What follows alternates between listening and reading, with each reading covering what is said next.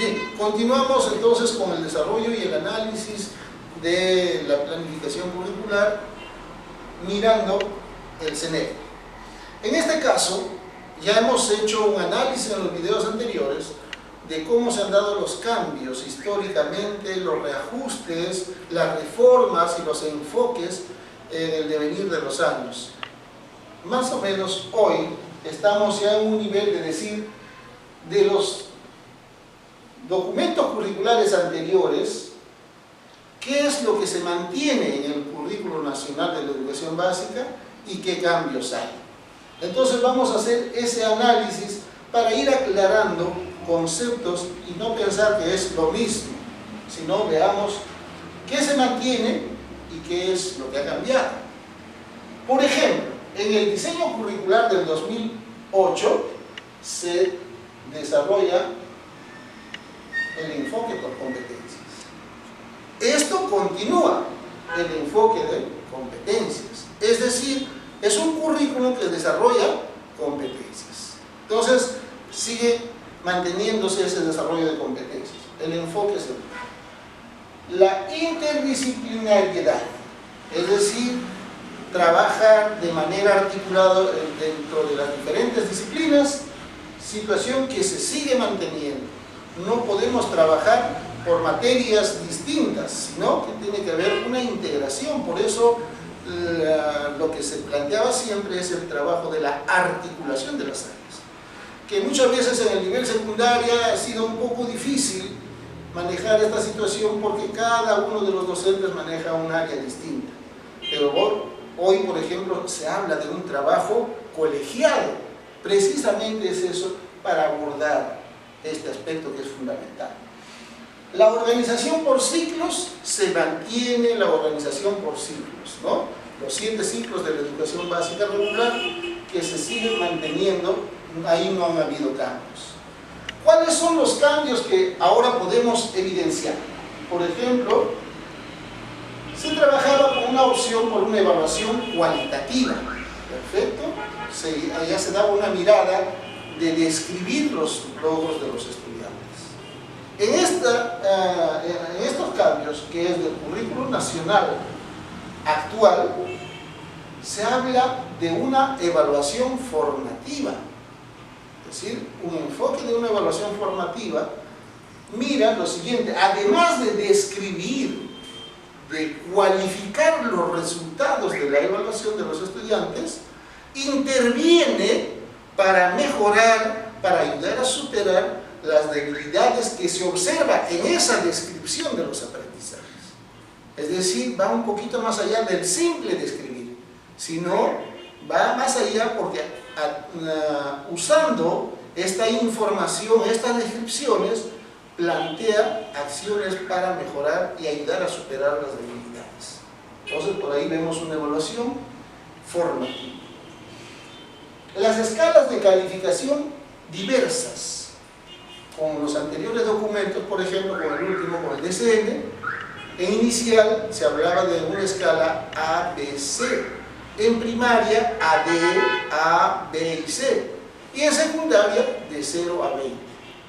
Pero esto también entraba un sistema de descripción, porque en la escala vigesimal también había un nivel de descripción por rangos. Entonces, fíjense, en un mismo sistema educativo, varios sistemas de calificación. En este documento curricular existe una escala de calificación cualitativa y única.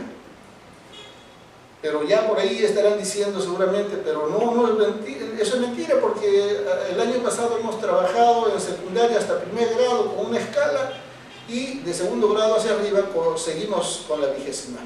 Efectivamente es así, pero en este documento establece ya el uso de una sola escala. Lo que ha pasado es, administrativamente, el ministerio, no se entiende el por qué, sacó una norma, la 025, que establece la evaluación como debiera ser, básicamente la parte administrativa o la función acreditativa de la evaluación. Entonces, hace poco hemos tenido una reunión de discusión sobre estos temas con los representantes del Ministerio. Y en estos próximos días, esto es una noticia que los traigo, el Ministerio de Educación ha asumido el compromiso de modificar esa norma, ¿no? Lo vamos a hablar más detenidamente cuando hablemos de evaluación, pero sobre el particular hay un acuerdo con las 26 regiones del país que en el presente año la evaluación de toda la educación básica regular se va a ceñir sobre esta escala de calificación única, A, D, A, B y C. En secundaria ya no habrá más ese calificativo numérico, sino se uniformiza porque estamos en un mismo sistema educativo y por lo tanto se debe cumplir lo que se establece también en el currículum nacional. Antes, en el currículum en el 2008, se hablaba de 11 propósitos al 2021, al bicentenario. ¿Se acuerdan ustedes? Han habido esos propósitos. Hoy, estos propósitos se convierten en los perfiles de egreso, es decir, en esos aprendizajes que deben demostrar los estudiantes al concluir la educación básica regular. Entonces ya no son propósitos, sino es el perfil del egreso, es decir, lo que debe desarrollar cada estudiante al concluir la educación básica. El currículum anterior tenía 151 competencias. Imagínense la densidad que era, porque una competencia era distinta de un ciclo a otro. Este documento curricular hoy solamente tiene 31 competencias. Y esto es 31 competencias si estamos hablando cuando vamos a desarrollar este trabajo en instituciones educativas bilingües, es decir, cuando tengan una lengua materna distinta al castellano. Pero si es monolingüe, entonces son 3 competencias menos. Estaríamos hablando de 28 competencias. Es decir, se ha bajado ese nivel de complejidad o de densidad que había entre el manejo de las competencias. En el TCN del 2008 se contaba con 5.635 aprendizajes asociados, es decir, las capacidades. Dentro de las capacidades nos establecía un conjunto de contenidos. 5.635 contenidos que había que meter en la cabeza del estudiante sí o sí para que pueda ser aprobado. Sin embargo, hoy se habla de 81 capacidades, ¿no? Entonces, el nivel de densidad es clarísima, que hoy se tiene una mirada mucho más integradora y articulada. En este currículum no se establece estándares, es decir, no se exige hasta qué nivel de aprendizaje, hasta qué nivel de desarrollo de la competencia debe demostrar el estudiante al pasar de un ciclo a otro, o de un grado a otro.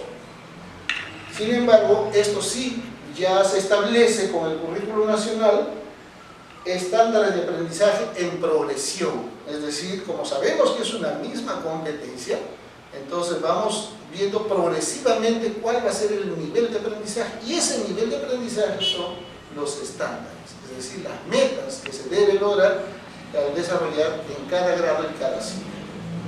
¿Esto qué hace? Que unifiquemos a nivel nacional y digamos que todos los estudiantes del Perú, al terminar un ciclo cualquiera, debe haber desarrollado este nivel de complejidad de la competencia.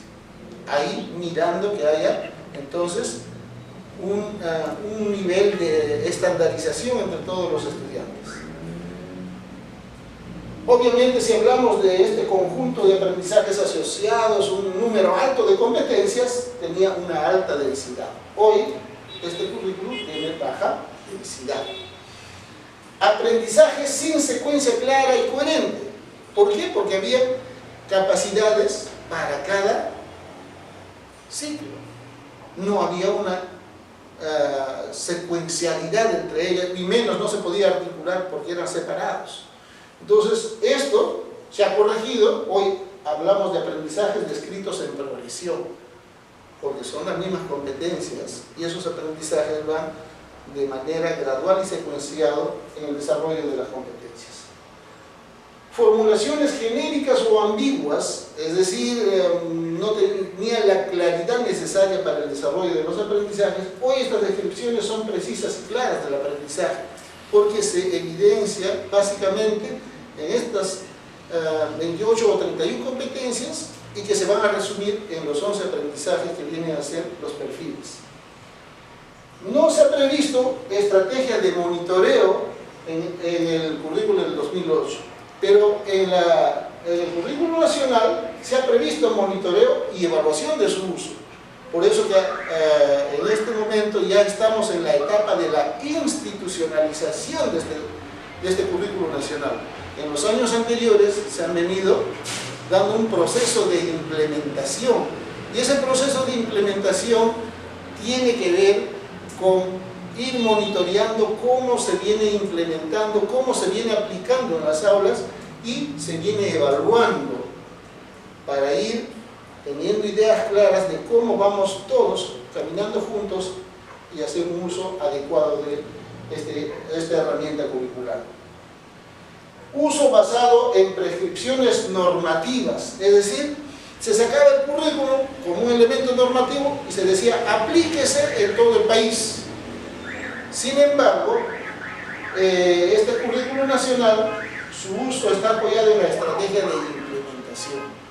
Por eso que hay gestores curriculares, hay acompañantes pedagógicos, etc. y otros talleres que se vienen programando desde el Ministerio de Educación u otras organizaciones que están contribuyendo con que los maestros puedan empoderarse mejor y lo puedan aplicar en el desarrollo de su trabajo pedagógico.